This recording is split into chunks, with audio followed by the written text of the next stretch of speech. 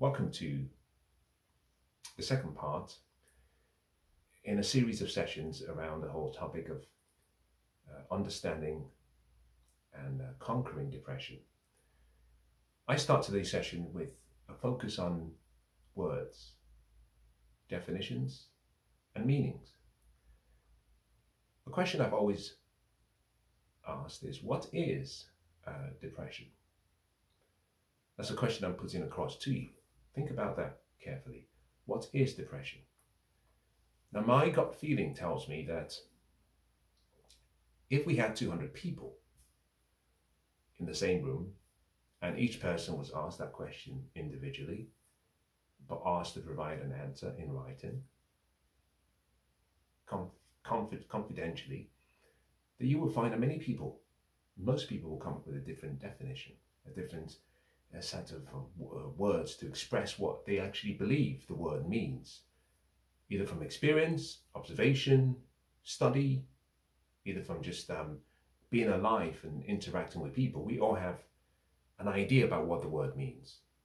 And so the first question, remember, you must define something before you can try to solve it or try to heal from it, especially if you believe that that thing exists. But let me push that question to one side and propose something that most people are not really familiar with. In parts of Africa, in parts of the Oriental Asia, certain parts of India, in some parts of South America, where there is no English speaking as a first language, such parts of the world do not have the word depression in their vocabulary, either because it hasn't been transliterated or it doesn't exist. And what I find fascinating is that in such places, people are not generally said to be depressed. Now, recognize I'm not casting any judgment either way. But when we come to the West, when we come to the developed West particularly, especially when we come to places where the English lexicon and the English vocabulary and the English words have been allowed to form part of the interaction and meanings and conversations with people, the word appears. It appears even more so in the West, parts of the Anglosphere. The reason and the question is why? Well, it wasn't until the 19th century that we started to use the word of clinical depression, really. There may have been elements prior to that, but it was not necessarily known or represented in that using such words. Words have meanings. In many ways, our words become flesh, and we are prisoners to our words, or we are, you might say, liberated by our words. So the first part of today's session is to simply say that your words are making you. Your words, spoken or unspoken, are forming and influencing how you think. Whatever you call a thing, it becomes. And that's how powerful we are as human beings. That we have to be very careful about the words we use. We have to stand guard at the gate of our minds with regards to words that are allowed into our space and into our associations and environments. Words are powerful. So you have to understand words, because words become. Now, it's important to also note, many years ago I said this, and perhaps this is an important time to reiterate something I think plays a particular crucial role in this conversation. By thoughts, what we want is created. By feeling, it is sent to us. By expectation, by action, by habit, we receive it. Let me say that again. By thoughts, what you want is created. By feeling, is sent to you. By expectation, by action, and by your habits, you receive it. If you do not believe in the word depression, then it means you do not create it by thoughts, and therefore you do not feel it. And as a consequence, you do not receive it.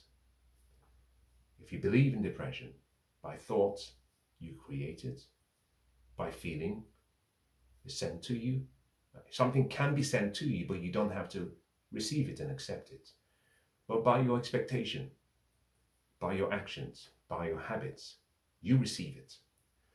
It's important to recognize that words matter. And in this first series, I would simply state one of the recommendations that I will give you is that all of human suffering stems from ignorance. I said that once to a number of people, and I had some pushback. I could understand the pushback because implicitly in that statement, and a statement that is made without any judgment, implicit in that statement is this feeling that most people have that they are ignorant. Well, if there's any consolation, let me start today's session by saying as follows: I am ignorant. We are all ignorant. Ignorance is not knowing something. Being stupid is refusing to learn and heed the instructions of those who do and rejecting knowledge. The opposite of knowledge is not ignorance, it's the illusion of knowledge. Most of us are ignorant, and there's nothing wrong in being ignorant. There is something I do not know. With regards to depression, there is a lot of ignorance around depression, including mine. I take a position, but I could be ignorant. You see, the truth is like the center of town. We're trying to get to the same place. There are several roads that lead us there. Mine might be longer, yours might be shorter, another person's might be more fun, but we hope to get to the right place eventually. What I'm hoping to do is show you my own pathway, but at the same time address a few other pathways, and then I'll let you choose. But your words matter. And the first part of the whole process of understanding how to conquer or understand depression is to understand what it means. What is the definition?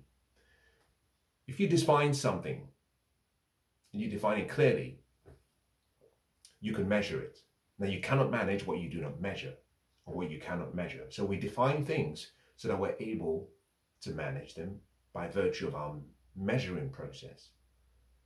In a manner that we understand, we know when we run a fever, and we know what it could mean. It's a clinical picture.